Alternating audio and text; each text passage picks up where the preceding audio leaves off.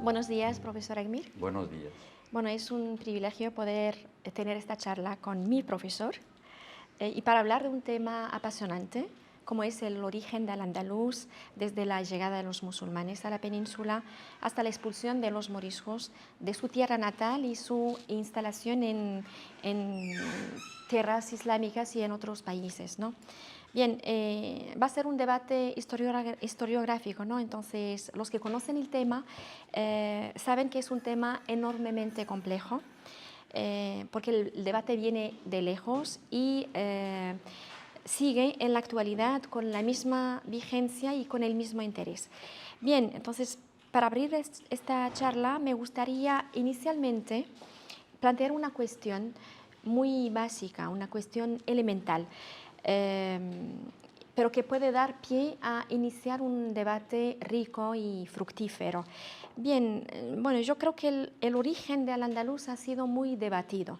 Es un tema sobre el cual se han formado varias ideas contrapuestas. Entonces, la primera pregunta es, y es una pregunta que se impone, ¿cómo llegó el Islam a España y cómo se expandió? Muy bien, antes que nada, muchas gracias por el interés. En cuanto a la llegada del Islam a España, hay tres factores. El factor principal fue económico. Los musulmanes, cuando llegan al norte de África, y precisamente a Marruecos, tenían dos opciones: o continuar la expansión hacia el sur, hacia el Sáhara, o dirigirse hacia el norte, hacia la península ibérica. El sur no representaba una atracción económica. A cambio, el norte sí representaba esta atracción. Y antes de la conquista, los musulmanes mandaron una expedición exploratoria de Tarif ibn Malik, y esta expedición presentó informes donde habla de la riqueza de España, de la fertilidad de la tierra, de la importancia del botín. Entonces, este es el primer factor económico. El segundo factor, político. Los musulmanes habían expandido su imperio hasta Asia Menor, vía oriental, y hasta el norte de África. Y su objetivo era volver a Siria vía occidental. De hecho, cuando conquistaron España, continuaron sus conquistas hasta las cercanías de París. Entonces, el factor político fue el segundo en importancia. El tercer factor, el menos importante, es religioso. Los musulmanes pretendían islamizar las tierras conquistadas, pero esto no tuvo mucho éxito en España. Al contrario de Marruecos, ya sabemos que en Marruecos prácticamente toda la población se islamizó, salvo los judíos, pero en España solamente el 10% de la población se islamizó. El resto mantuvo su fe, tanto judía como cristiana, y esto dio lugar a una convivencia inédita entre las religiones. De hecho, hasta la actualidad, cuando se piensa en el modelo de convivencia entre religiones, se piensa en el Andalus. Bien, bien, entonces los musulmanes para llegar cruzaron el estrecho, ¿no? Para llegar a España y sabemos o sea, que la cultura de los musulmanes es una cultura del desierto. Entonces aquí el hecho de cruzar el estrecho aparece un elemento que es muy importante, que es, me refiero al mar. Entonces, ¿cuál es el papel que desempeñó el mar en la llegada de los musulmanes a la península ibérica? Es una buena pregunta. Efectivamente, la cultura de los musulmanes era cultura del desierto. Si tú vuelves a la poesía preislámica, Sha'r el-Jahili, vas a notar una cierta familiaridad con el desierto, lo que se llama el Muqaddima al-Talaliyya, pero no el caso con el mar. El mar siempre se ha visto con respeto, incluso con miedo. Y cuando los musulmanes llegan a Marruecos, y cuando Uqba ibn Nafi' llega hasta Tánger, se enfrenta con dos mares, con el Atlántico, que se llamaba el Mar de las Tinieblas, y con el Mediterráneo, y no podía cruzar. Entonces vuelve hacia el sur, hacia Sus. Entonces los musulmanes, cuando conquistan al Andalus, rompen un miedo psicológico.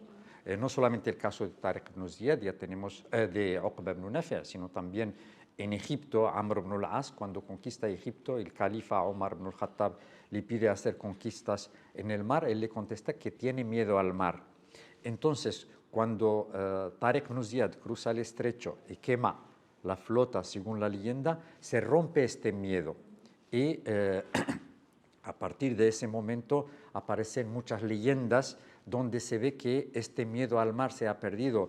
Probablemente la leyenda más famosa es la leyenda del ídolo de Cádiz, citado por el Idrisi y el Himyari, entre otros, Sanam Cádiz.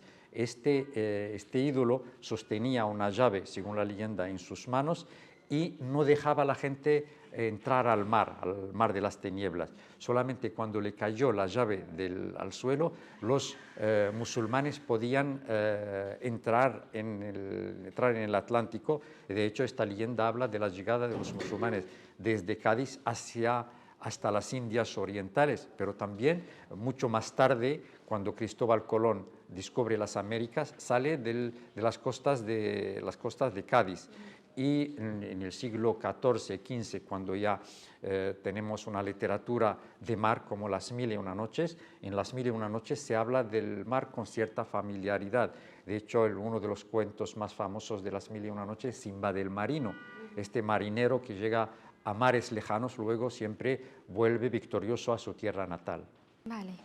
Bien, volvemos al tema de al-andalus. Entonces, el origen del término al-andalus no está claro de cómo surgió el concepto y qué es al-andalus. Ya, hay al menos tres hipótesis. La primera, sostenida por grandes arabistas como Dosier, como Libre Provençal, según ellos, al-andalus viene de los vándalos, es un pueblo germánico que cruzó la península ibérica, atravesó la península ibérica después de gobernar ahí como 20 años y se instaló en el norte de África. Entonces, este pueblo que son los vándalos, de ahí deriva la palabra al-Ándalus. Esta es la primera hipótesis. La segunda hipótesis se vincula también con otro pueblo germánico, con los visigodos. Los visigodos, cuando conquistan las tierras, reparten estas tierras mediante el sorteo. En su lengua, tierra de sorteo es Landarus. De ahí viene palabra al-Ándalus. Esta es la segunda hipótesis. La tercera hipótesis vincula al-Ándalus con la isla Atlantis. Los musulmanes sabían de esta isla como figura en sus fuentes, porque al Atlantis aparece en la mitología griega. Entonces, de ahí viene la palabra, según esta hipótesis, al-Ándalus. Sin embargo, la primera mención de palabra al-Ándalus en una fuente histórica data de 716. Hay una moneda que se encuentra actualmente en el Museo Arqueológico de Madrid.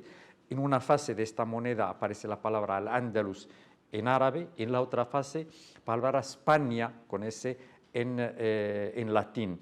De hecho, los cronistas cristianos de la Edad Media, el siglo IX, el siglo X, cuando hablan de al-Ándalus, utilizan el término España y no al-Ándalus. Es el caso de Juan Abad,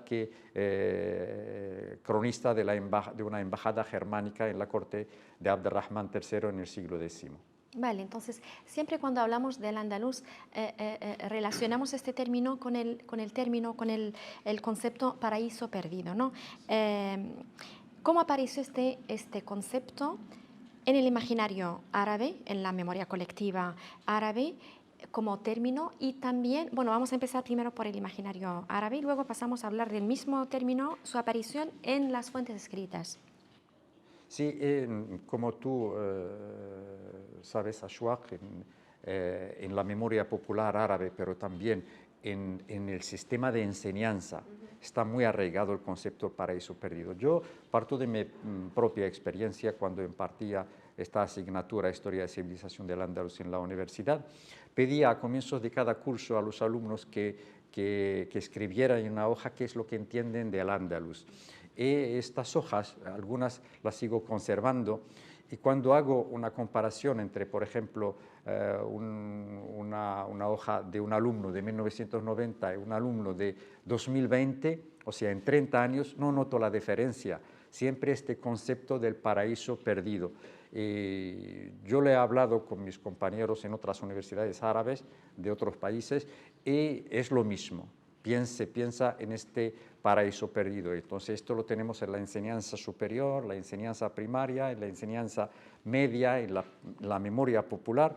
Esto es motivo de cierta alteridad en nuestro ego, que nosotros, cuando hablamos de Al-Ándalus, de este paraíso perdido, el Al-Ándalus en realidad nunca fue un paraíso perdido, pero siempre lo hemos pensado así debido a esta alteridad, porque el Al-Ándalus es símbolo de gloria y de pena. Entonces pensamos que hemos llegado a nuestro auge civilizacional con el Al-Ándalus, pero también Al-Ándalus fue el caos, casi el fin de la historia de los árabes. Nos provoca sentimientos contradictorios, ¿no? Sí, este sentimiento contradictorio lo notamos en nuestra vida cotidiana. Si tú, por ejemplo, sales por la calle de cualquier ciudad árabe, ves que el nombre de Al-Ándalus se da a una mezquita y a una discoteca, o un producto de cosmética, ¿no? Entonces, esta contradicción dice que Al-Ándalus, que el paraíso perdido, no ha terminado ha terminado en el tiempo, pero no ha terminado en nuestra memoria y en nuestro subconsciente también. Y el mismo concepto apareció en las fuentes escritas, ¿no? Sí, sí. Tú sabes que después de la expulsión de los moriscos se dejó de hablar de Al-Ándalus. En el siglo XVII, el siglo XVI, XVII se habla muy poco. Entonces, cuando vuelven las fuentes árabes a hablar del Ándalus, precisamente a partir del siglo XVIII con el Makarri, que escribió Nafh at-Taib. El Makarri en su obra sostiene esta idea del paraíso perdido. Y cuando vienen los embajadores, los periplos, los viajeros musulmanes que viajan en España, siempre sostuvieron esta idea. Es el caso del Ghassani en el siglo XVII, del Ghazali ibn Uthman en el siglo XVIII, del Wardani en el siglo XIX, pero no solamente esto, los literatos también. Si tú vuelves a Jorge Zaidan, que se considera, digamos, el pionero que escribió la novela sobre Al-Ándalus, en sus tres novelas sobre Al-Ándalus sostiene la idea del paraíso perdido. Lo mismo, por ejemplo, en la poesía con Ahmad Shawqi. Pero lo curioso, incluso los historiadores, ya sabes, en la primera parte del siglo XX, los tres grandes historiadores que escribieron sobre Al-Ándalus es Hussein Mu'nis en su enciclopedia de Al-Ándalus, es Abdullah Inan, que escribió un libro de 8 tomos sobre el estado de los musulmanes en Al-Ándalus. Ellos mantuvieron esta idea del paraíso perdido. Lo mismo con Shakib Arsalan. Shakib Arsalan, cuando escribe el Hulal al-Sundusiyya, dice que el motivo para él de escribir sobre el Ándalus es que pertenece a una nación que llora el paraíso perdido. Bien, entonces yo creo que con esto terminamos el primer eje. Solamente, profesora Ashwaq, si me permites, esta idea del paraíso perdido, curiosamente, no fue propia nuestra. Esto fue inspirada por la cultura europea. Si tú vuelves a la literatura del romanticismo europeo, a partir de la obra de Madame Lafayette, cuando escribió Zaida, habló de este romanticismo. Lo mismo en el siglo XVIII, Swinburne en Viaje para España, y en el siglo XIX con Washington Irving en Cuentos de la Alhambra o Chateaubriand, el último de los Benicerrajes, habló de este paraíso perdido. Pero para ellos fue un motivo de inspiración literaria y no una alteridad de la identidad. Sí, bueno, es un término que yo creo que hasta hoy en día sigue ejerciendo esa especie de, como lo ha dicho, de hechizo sobre cada uno de nosotros, ¿no? Un sentimiento de nostalgia, un sentimiento nostálgico. Yo creo que este tipo de entrevistas, mediante las cuales podemos llegar a un público más amplio, el objetivo es un poquito hacer una cierta orientación objetiva de la realidad histórica de lo que fue el Ándalus. Sí, eso es. Pues muchísimas gracias, profesor Aguimir. Gracias a ti, ha sido un placer. Igualmente. Muy bien.